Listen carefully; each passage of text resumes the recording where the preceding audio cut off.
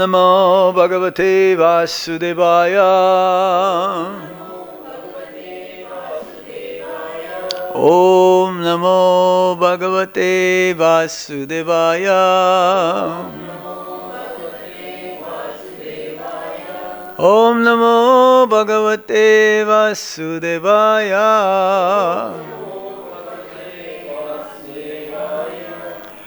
So we continue reading from Srimad Bhagavad-Gita as it is. Translation and purport by His Divine Grace Srila Prabhupada. Chapter 18, the perfection of renunciation. Text number 13. 1813. In my book, it's page 703. You have Bhagavad-Gita, everyone? Can you give Bhagavad-Gita to him or to him also? Hari, Hari. My voice is not also.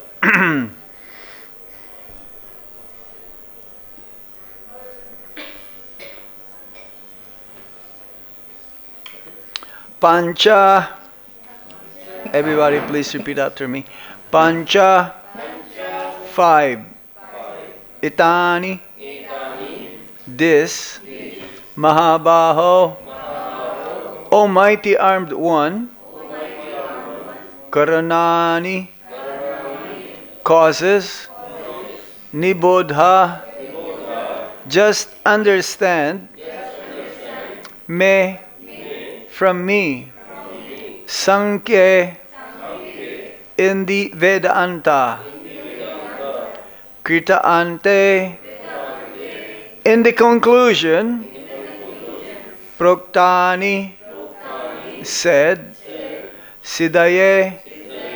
For the perfection. Sarva. Of all. Karmaṇām. Activities. pañcaitāni mahā-bāho. kāraṇāni nibodha me. sāṅkhye kṛta-ante proktāni. siddhaye sarva-karmaṇām. pañcaitāni mahā-bāho. kāraṇāni nibodha me. sāṅkhye kṛta-ante proktāni. siddhaye sarva-karmaṇām. pañcaitāni mahā-bāho. kāraṇāni nibodha me. sāṅkhye kṛta-ante proktāni. siddhaye sarva-karmaṇām.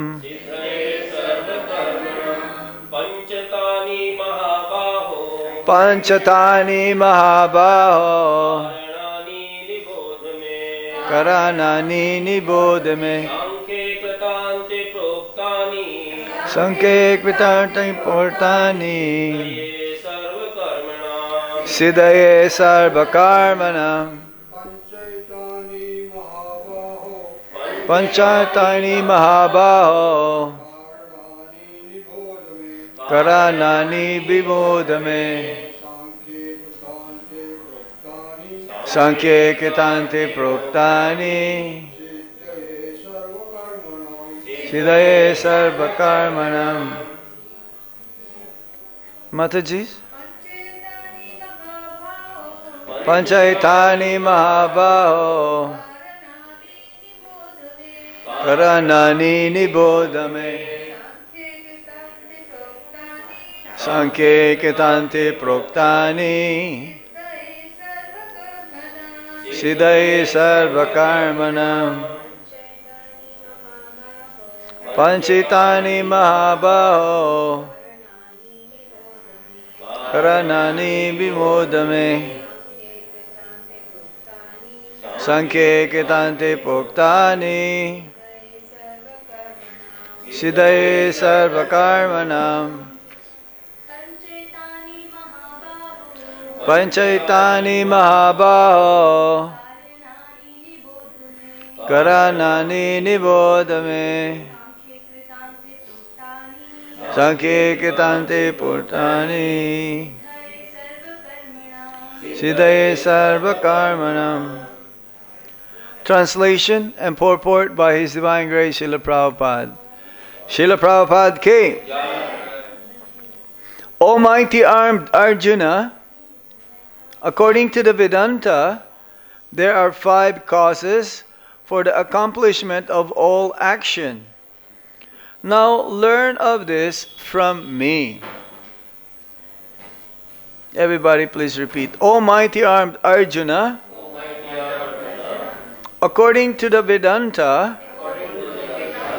there are 5 causes for the accomplishment of all action.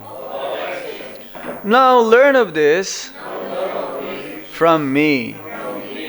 Purport. A question may be raised that since any activity performed must have some reaction, how is it that the person in Krishna consciousness does not suffer or enjoy the reactions of work? The Lord is citing Vedanta philosophy to show how this is possible. He says that there are 5 causes for all activities, and for success in all activity, one should consider these 5 causes. That is in the next text, the 5 causes. Sāṅkhye means the stock of knowledge, and Vedanta is the final stock of knowledge accepted by all leading acharyas. Even Sankara accepts Vedanta Sutra as such. Therefore, such authority should be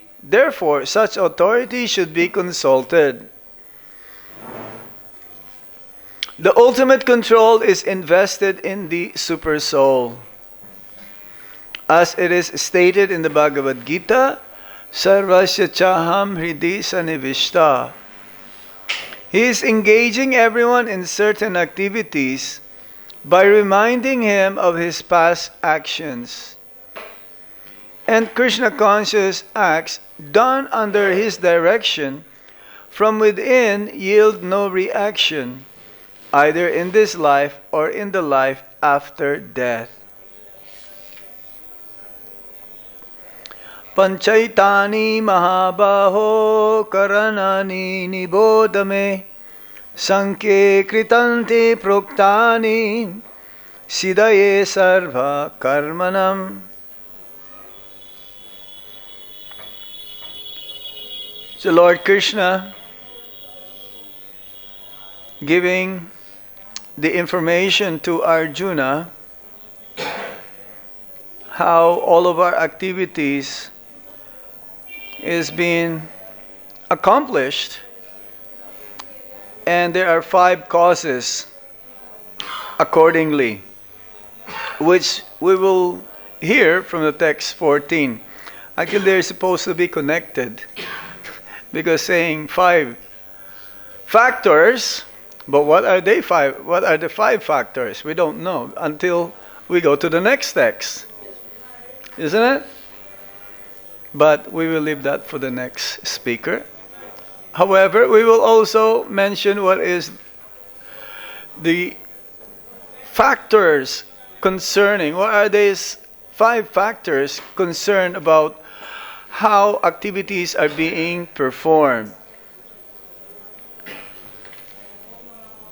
The place of action, that means setra, that means this body, this field of activity. The performer, who is the performer? The soul, yes. Even though the soul is considered as only the passenger, but he is responsible ultimately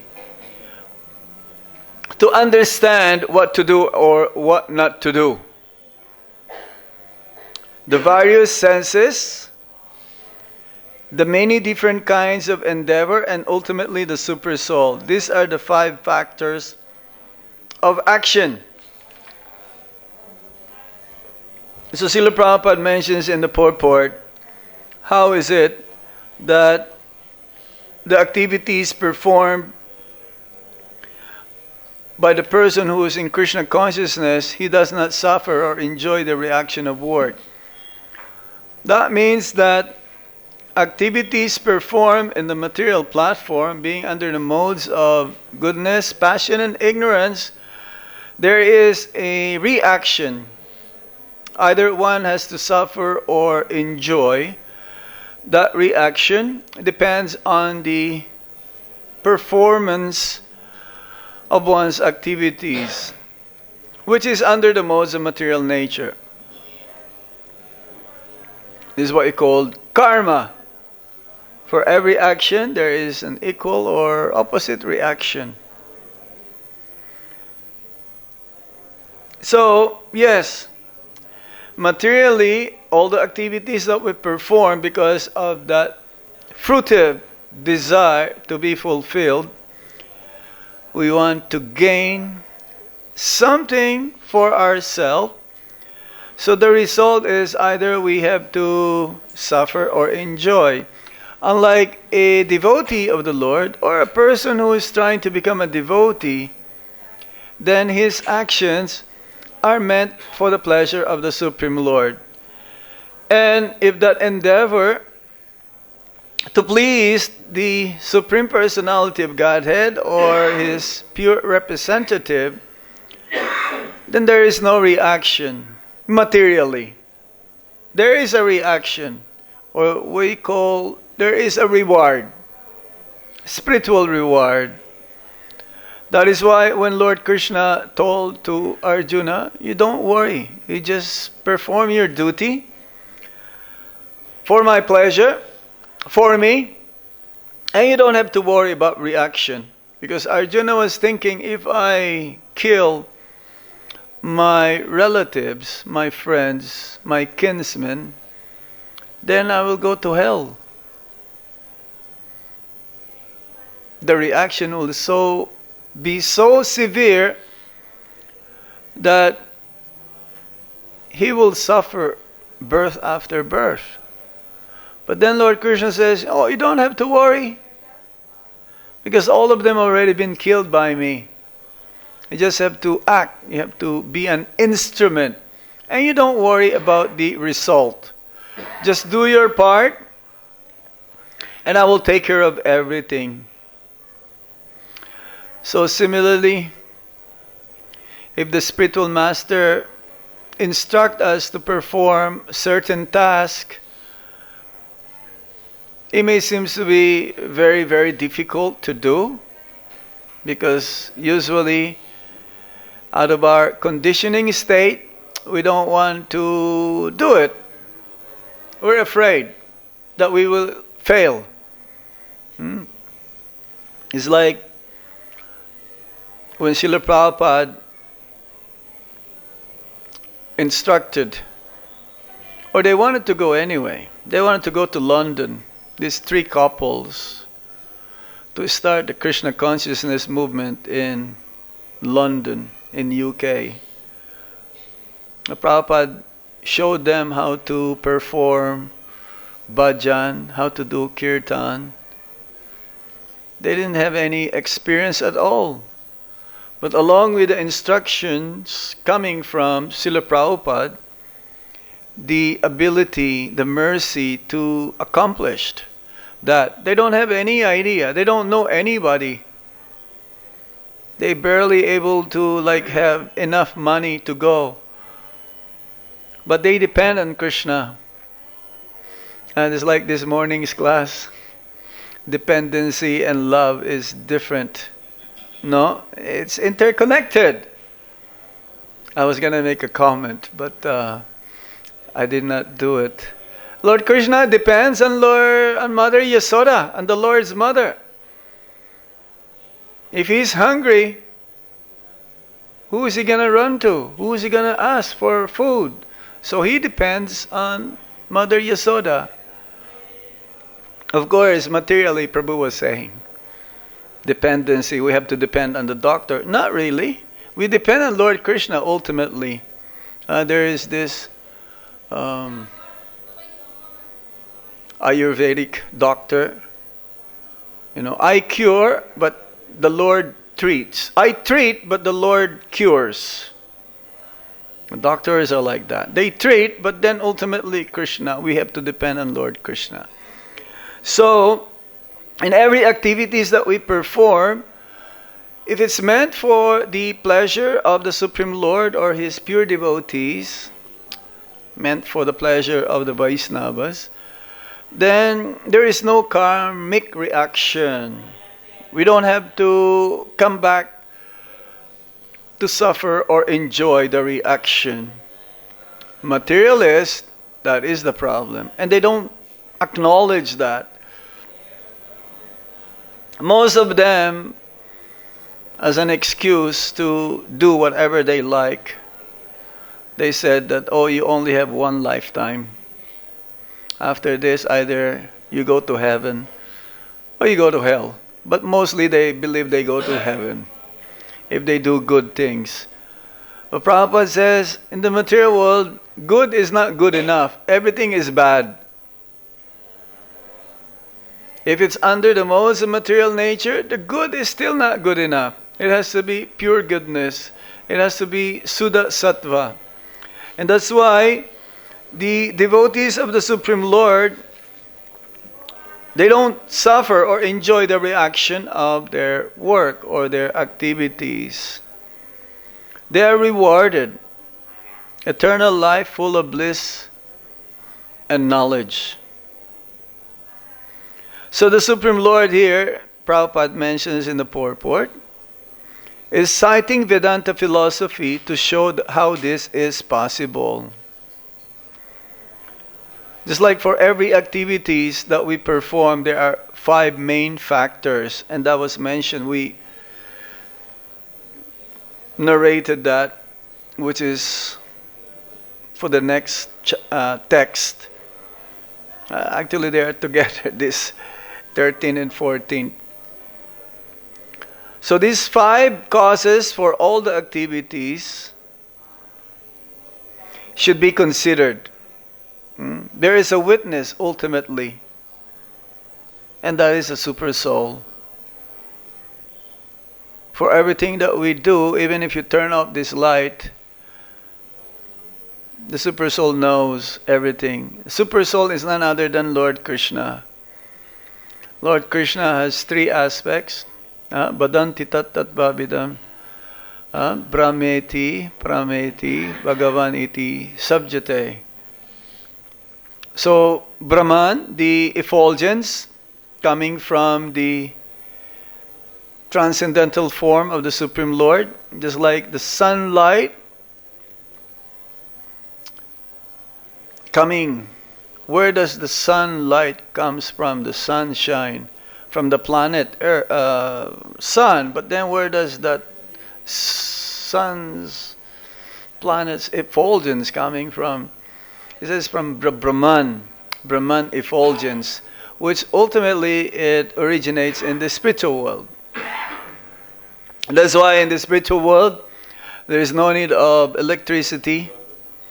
There is no need of moonlight or sunlight. Everything is very, very effulgent. That's why the elderly gopis, they will complain to Mother Yasoda, how is it that your son can find the butter and the yogurt that we put in our storeroom? Or maybe you should take off their bangles or their ornaments. Maybe it's coming from there. But no need. There is some light coming from his body. So yes, this Brahman effulgence. Then the Paramatma. Now Paramatma is one, but at the same time, he is many. He is within everyone's heart. Sarva chaham hridhi sanabisto He is the one who also gives remembrance and forgetfulness. Isvara sarva-bhūtānaṁ hridese Arjuna tisthati. He is present in everyone's hridi, heart. Like Tulsi Devi. Tulsi Devi is also one. But then you may worship Tulsi Devi in Amritsar, or you may worship Tulsi Devi in Delhi. The same Tulsi. There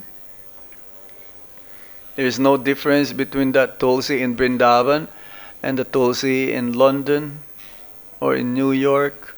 Same Tulsi Devi.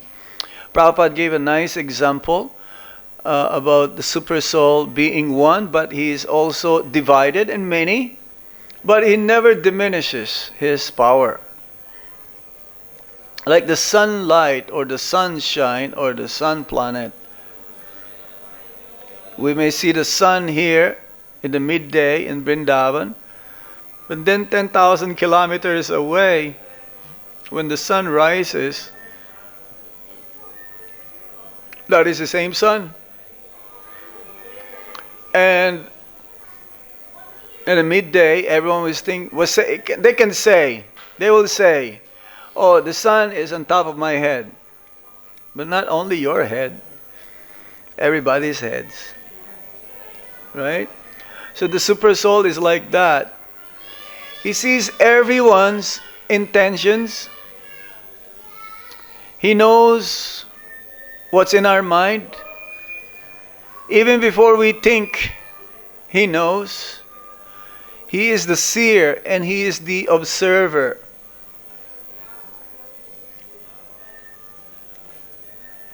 And he doesn't interfere.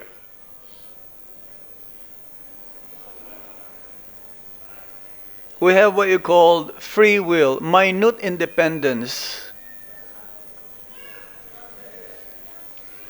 Your decision should be actually according to the desire of the super soul. Then there is no reaction. As soon as we deviate even 1 degree from the Supreme Lord's desire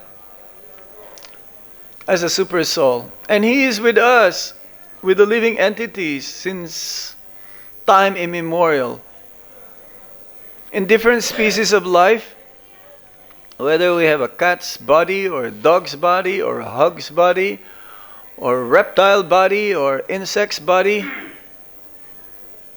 a tree body, mammal's body, the super soul is always with us and he doesn't change. The super soul is always the same.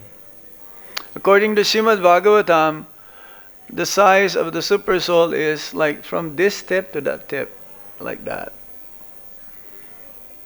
Almost everyone has the same size, unless you are a giant. But then he is smaller than the smallest. He is within our heart. Now, it's not the same heart that pumping blood. We have a subtle heart. When we say heart, says, oh yeah, he has a heart of gold. Oh no, his heart is as hard as a stone or an iron. Right? It's not the one that pumps the blood. It's very subtle. Synonymous with the heart is the mind. If your mind is clear, that means you have a good heart. Now, those who have a dirty heart, that means their mind is disturbed. You cannot have a clean heart and mind turbulent. When the senses are controlled, the mind becomes peaceful, and you cannot be happy if the mind is not peaceful.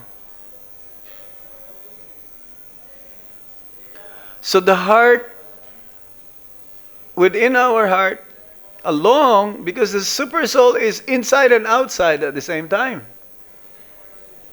He is within every atoms of this microphone. He is outside, He's everywhere. That means that small, because the size of the super soul. But also He's the super soul of the universe.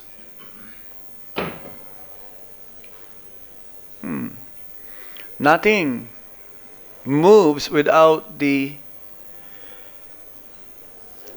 sanction. Yes, it says, not even a blade of grass moves without the will of the Supreme Lord. He is the controller, He is the permitter, He is the sanction giver. But when the jivas wanted to do something independently, and the super soul says, no, don't do that. This is not good for you.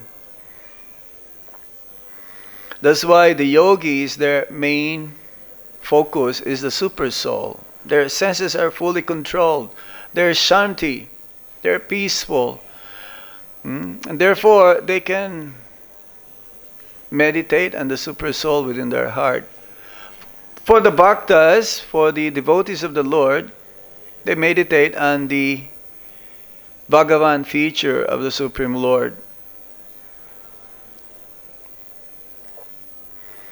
And the dictations of the super soul, they can hear.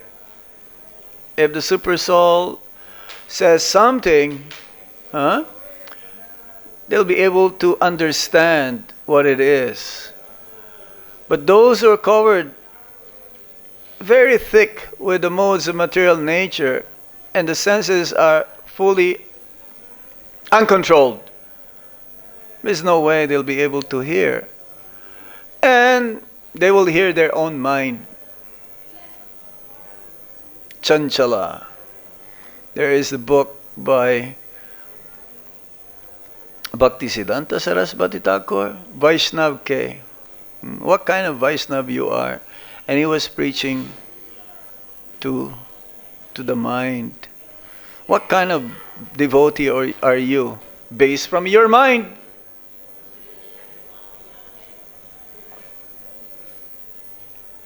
Because the mind can elevate us, or the mind can degrade us.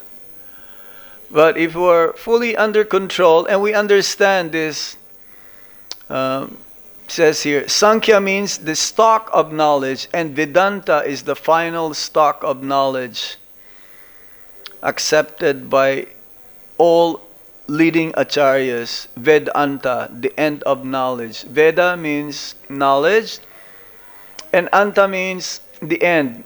So the end of knowledge is Vedais sarvair aham eva vedya Vedanta krit vedavit eva chaham. Understanding the conclusion of the Vedas is Lord Krishna. And to serve Him. So we have to, in order for us to become free from the cycle of repeated birth and death, and not to come back again in this material world, we have to take guidance from Hari Guru and Vaisnavas. Acharyas. Acharyas means by their example, they perform their activities according to, again, to the previous acharyas, previous teachers, previous mahajans, the spiritual master. From the Vedas, scriptures like Bhagavad-Gita, Srimad Bhagavatam. So in this way, they consult for everything, because it's like a parallel track, a railroad track. Hari Guru and Vaisnavas. It's not that one is a little bit off. No, they're all running in the same direction. So if we are in that direction, like they chalked out for the benefit of the conditioned souls like us, then our guaranteed to not have any more reactions for the activities that we perform. And we are responsible for our activities. If somehow or other we're not able to be convinced by the Paramatma and we wish to perform our activities according to our whimsical mind, then we are responsible for the reaction. We cannot blame anyone or anybody except ourselves.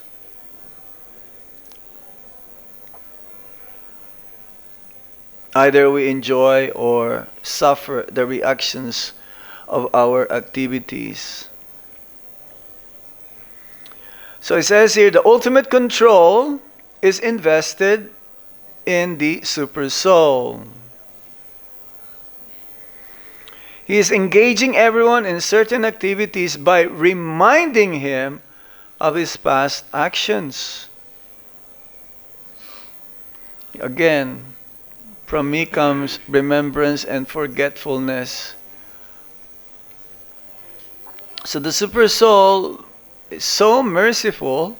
Krishna's aspect of the super soul, Paramatma, is so merciful, so compassionate, never leaves us alone.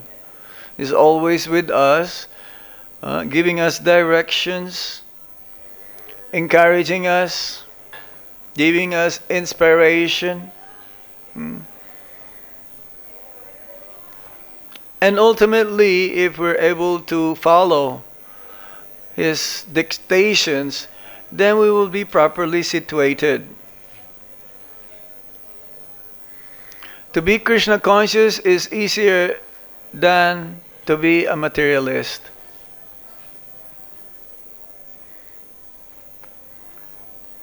Krishna facilitates everything for us to become Krishna conscious. For the materialists, they have to make so many plans, struggle so hard. Of course, devotees, they struggle also. But ultimately, that struggle, the reward is everlasting. The materialists, they struggle so hard, they accomplish a little bit of what they are endeavoring for, but still they are unsatisfied. The reward is not fulfilling.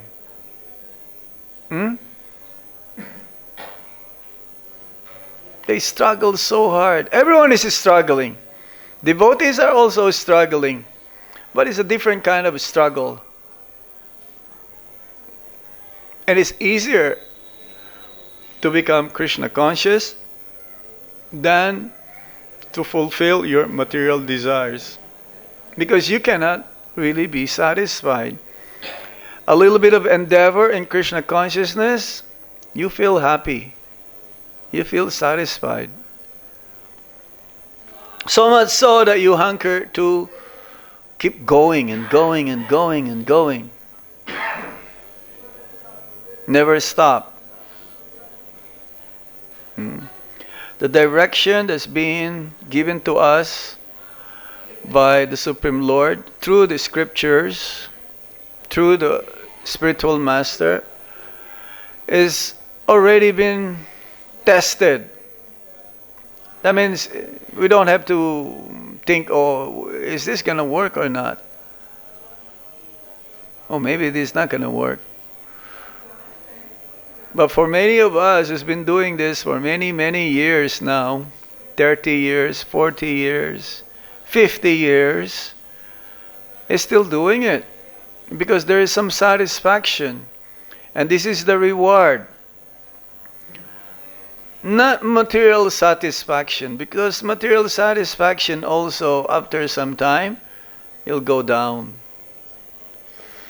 Our material satisfaction will not really fulfill the desires to be satisfied. But the endeavor, even at the endeavor itself fulfills one's satisfaction. So Krishna consciousness acts done under the direction of the Supreme Lord, or his aspect as the super soul, who is the ultimate controller, will yield no reaction either in this life or in the life after death. And Prabhupada says, is playing like a person who's in doubt. He's saying that, oh, let's just say there is no Krishna. Okay? But the devotees of the Lord, they're enjoying now. They are having nice prasad. They enjoy kirtan. They enjoy nice philosophy, harikatha. Okay, let's just say there is no Krishna after death. Fine. But they're happy now. Now for the materialist, they may say there is no Krishna now and there is no Krishna after. Right? They're not enjoying life, the materialist. They don't have feast like we do. Almost every day in Vrindavan. Oh, we have darshan of the Lord every day in Vrindavan. It's like Janmastami every day. We have harikatha every day. Srimad Bhagavatam class, Bhagavad-Gita class. It's pleasing to the heart, but they don't have that. They watch TV all day long. They watch what? Whatever.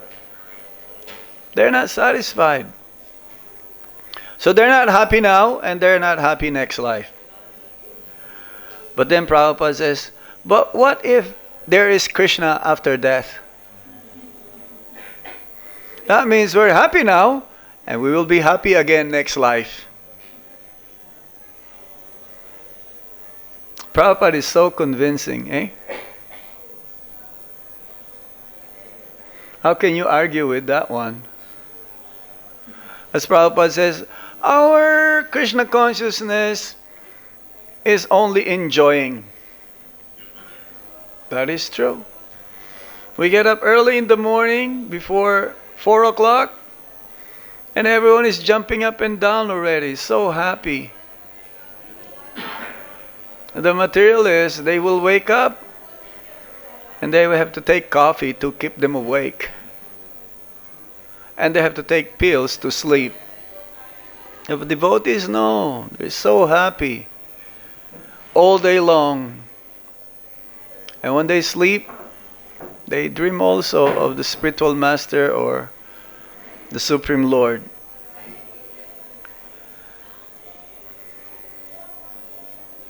So, it says here, he is engaging everyone in certain activities by reminding him of his past actions.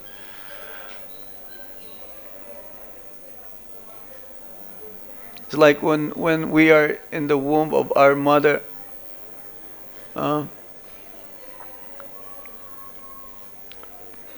according to Srimad Bhagavatam, the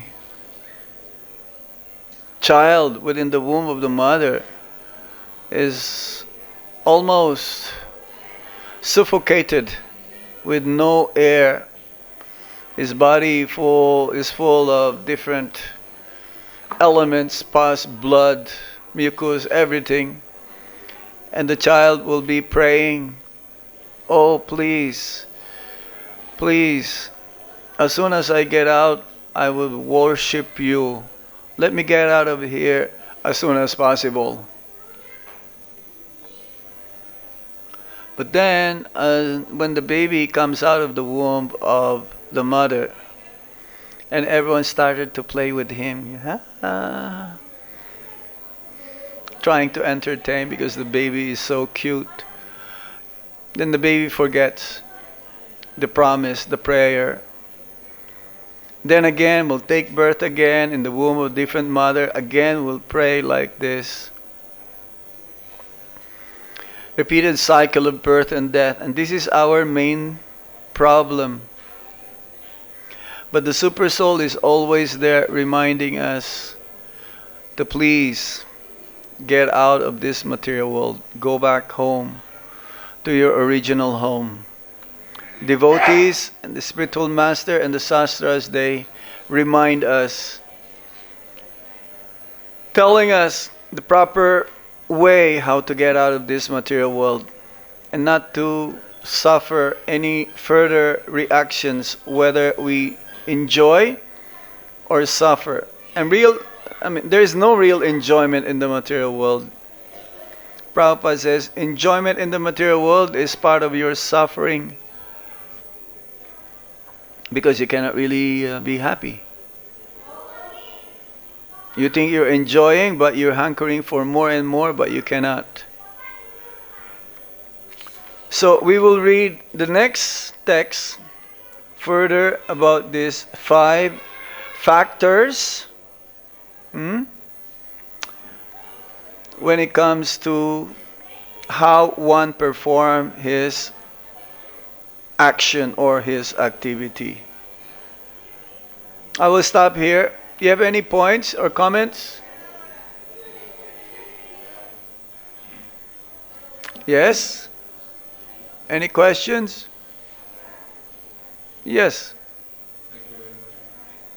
Nowadays, this shloka says about the guidance of super soul. Mm-hmm. You explained very nicely. But what is like a confirmation about this? The guidance is coming from super soul. It's not from mind. Well, how do you know that you're being guided by the super soul? That's why we have to sharpen our intelligence. Knowledge has to be there. You have to be knowledgeable. That's why you have to study Bhagavad-Gita, read Srimad Bhagavatam. And this can be confirmed by the spiritual master or the Vaishnavas, because the spiritual master is the external representative of the super soul. They are in touch with the super soul. So before you make a decision, don't whimsically, hastily, passionately do it. It has to be confirmed. It's like Prabhupada before. He is in touch with the super soul. But to show us an example, before he proceed, he will ask his disciples, what do you think? Shall we do this or shall we go? Or what do you think? Where should we go next? And he knows he has decided already, but to confirm. So before you do anything, especially in spiritual life, what to say of material life, you ask Guru. If the Guru is not there, you ask an advanced devotee nearby. If this confirm to what you are desiring to be fulfilled is being confirmed by other devotees, you should proceed. Otherwise, our senses are still under the modes of material nature. So, more likely, it is our whimsical mind. It is not the super soul. It's not that, oh, shall I go for prasadam or not? Well, you should go for prasad if you're hungry, right? You don't have to ask hey Prabhuji, shall I go to prasad? No, you're hungry, you go. But there are certain decisions in your life, let's say crossroads. Shall I turn right or turn left, go back or go ahead? You have to confirm this by asking other Vaishnavas, because the super soul also speaks through the devotees. Yeah.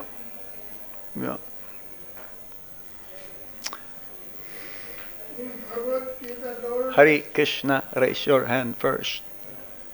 Ek minute, you are next. One, yes. Thank you. One of the question that comes to my mind is, you're talking of happiness, the devotee's experience versus materialist. The materialist happiness is not the same as the devotee's happiness. So the question that comes to my mind is, on our path of bhakti as sadhakas, sometimes when there is a temptation to experience Mm-mm, Make the mm-mm. senses with sense object. Some test. At times, like it feels like, oh, maybe I should just experience this and then give it up, you know. And then Yeah. sometimes the mind says that no. And then we hear in Bhagavad-Gita that the more you try to like, it's like fire, right? So Yeah. So there are both sides of it. That once it feels like, let me just like get done with it. Like even in Bhagavatam, the story of King Yadu, and he said like, okay, let me just go through the phase and then I can renounce. So can you explain like how do we actually decide? You really have to restrain the dictations of the senses. If it has nothing to do with Krishna consciousness, better don't entertain it. Thinking that, oh, let me just do this and then, okay, then after this, no more. But there is no such thing as no more when it comes to material life. Material life is like the more you feed. Huh? Maya is like you take an inch, but Maya gives you a mile. Okay? So you may be thinking, oh, just a little bit. But that little bit is not little bit. Because Prabhupada says, a very heavy statement, don't fall down. Because if you fall down, it may take you millions of lifetimes again to come back. But of course, we've been tested many, many times.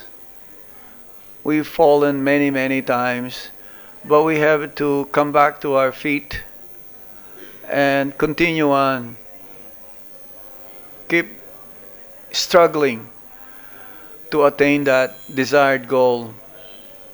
Ultimately, because after some time, it was been there, done that, it's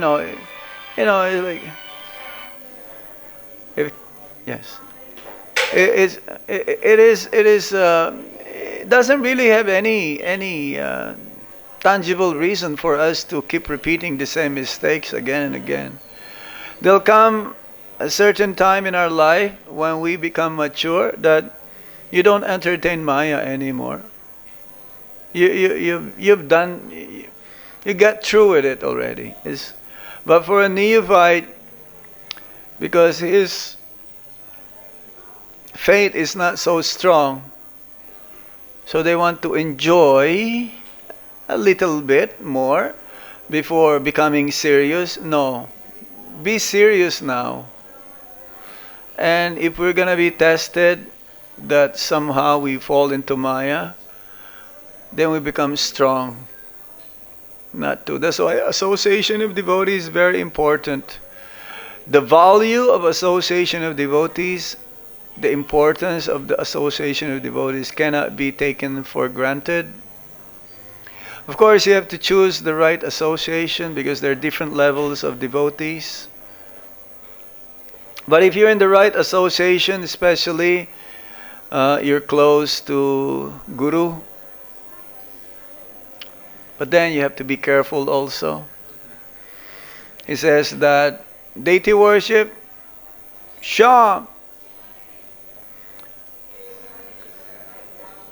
deity worship, when you do deity worship, is you have to be careful, but you have to be extra careful when you are with the spiritual master. So yes, there are times that you will say, okay, because that means you're not satisfied with bhakti. That's why you want to bite the dust a little bit more. But what is the use of that? You're eating sweet rice with sand. It's not palatable, isn't it? Get rid of the sand. Don't eat sweet rice with the sand. Right? Yes, sir. I'm answering to his question. Mm-hmm. In Bhagavad-Gita, Lord says, I am in the heart with the soul. I am the heart. I am in the heart. Yeah, inside and outside, yes. Yes, with the soul. Yes. And he was asking that how can we know? But how can you know? Krishna is there, but he is invisible right now. We don't see him. You see Krishna? Maybe you do. Yes. But most of us, we don't see Krishna in there. He is invisible. The heart is working.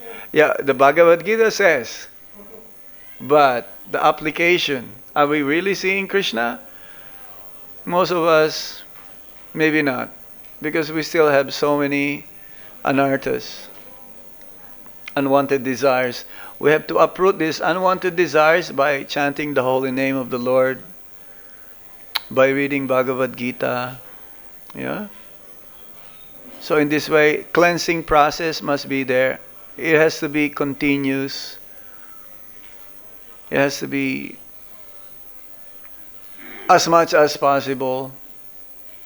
Then we can hear and we can be able to understand the dictations of the Super Soul. Anything else? Yes, sir. Soul and the body you were speaking of. So The soul? action is done by body or by soul? Well, the soul is a passenger. The body is a yantra, is a machine.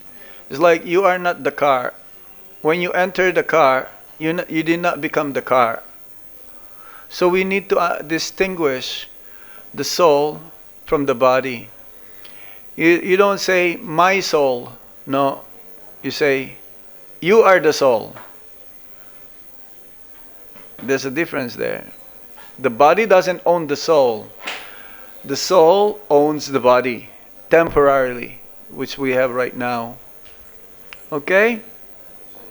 So the actions that's being going on right now is under the dictations of the material energy. You are not in control. But you can be in control once your activities is transformed when you perform to please the Supreme Lord. Then you are the soul. You are acting like that. Right now, we are out of control by the modes of material. This is the reaction of the past. Ultimately,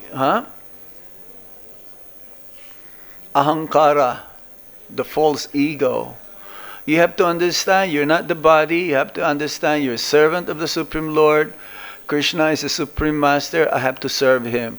When you act on that platform, the body becomes spiritualized.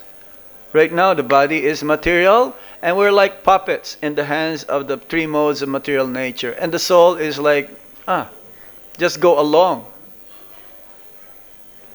You can only separate and cut that reaction when you act according to the dictations of the Super Soul. When you control your senses, your mind becomes peaceful. It's very scientific. Okay, when you come for Mangal Artik, who comes for Mangal Artik? Body. No, it's the soul. Because you're there to have darshan of the Lord. Now, if you go to the nightclub, is it the soul or the body? It's the body. The soul is carried by the modes of material nature. Do you understand? Huh? When we chant Hare Krishna Maha Mantra, who is chanting? It's the soul. Because you're doing it for Krishna. When you go and work outside and just the results is for your enjoyment with your family, that's not the soul now. That is the body now. And then further reactions suffer or enjoy. It's a little very, very, I'm not here to confuse you. Right now, who's talking now? Is the soul. Who's hearing? Is the soul, because we're talking about Krishna. Now, if I talk about business, or that's the body now, that's the material platform now. You're hearing mundane things. It's the soul is hearing, but It has nothing to do with the soul. But what we're talking here has something to do with the soul. So it is the soul right now. Do you understand? There's a difference here. There's a difference. If I'm talking about politics here, it has nothing to do with the soul. So who's hearing? The soul is hearing, but it has nothing to do with the soul. So anything that has in relationship to Krishna, whatever you do, it is the soul. It becomes more uncovered. The modes of material nature, which is so thick, it becomes released. Then ultimately, the body is spiritualized. Right? Is there anything else? Yes, sir.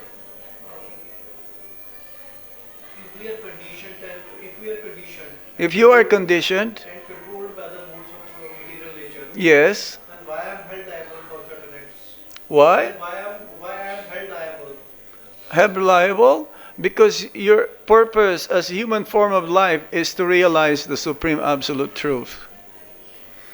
By the final condition, if someone The body, the nature conditions you because you identify with the body, but you are not the body.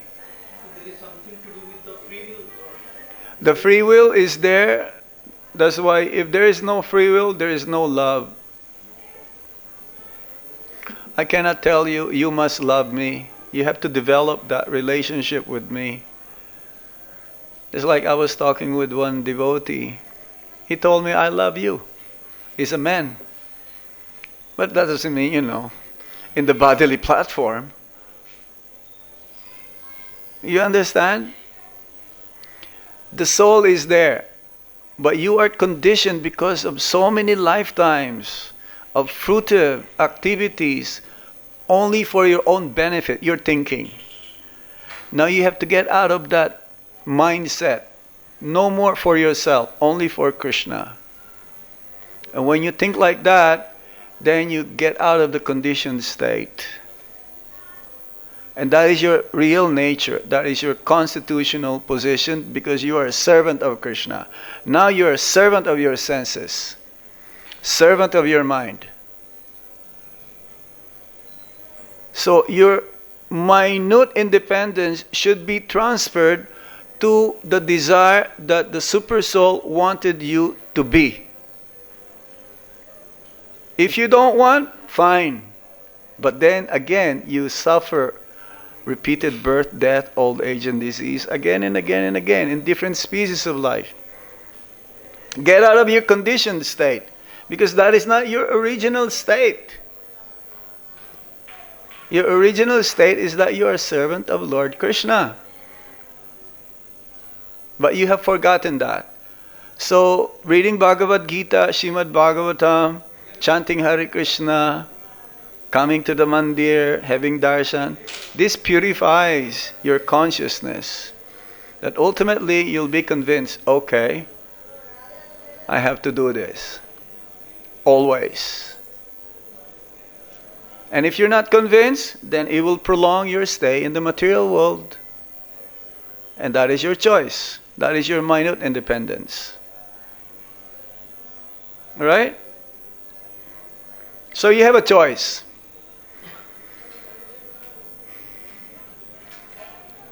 Srila Prabhupada Ki